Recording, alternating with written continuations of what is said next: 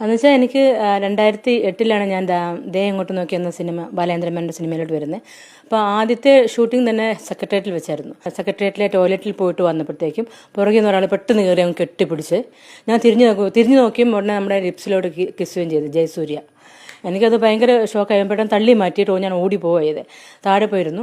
അപ്പം താഴെ എല്ലാവരും ഗ്രൗണ്ടിൽ ജഗതി ചേട്ടനും എല്ലാവരും ഇരിപ്പുണ്ടായിരുന്നു. ജഗതി ചേട്ടൻ വളരെ കംഫർട്ടഡ് ആളായിരുന്നു, വളരെ ഡീസൻ്റ് ആയിരുന്നു, very genuine and educated he's person. So അപ്പോൾ ഞാൻ വിചാരിച്ചു ഐ ക്യാൻ ഷെയർ വിത്ത് പുള്ളിക്കാരൻ്റെ അടുത്ത് പറയാമെന്ന് വിചാരിച്ചു. അപ്പോഴത്തേക്കും പുള്ളിക്കാരനും പുറകെ ഓടി വന്നു, ജയസൂര്യൻ പുറകെ ഓടി വെച്ച് എന്നോട് പറഞ്ഞു, ഞാനൊരു കാര്യം എസ് ചോദിക്കും, അതിന് എസ് ഓർ നോ എന്ന് മാത്രം റിപ്ലൈ തന്നാൽ മതി എന്ന് പറഞ്ഞു.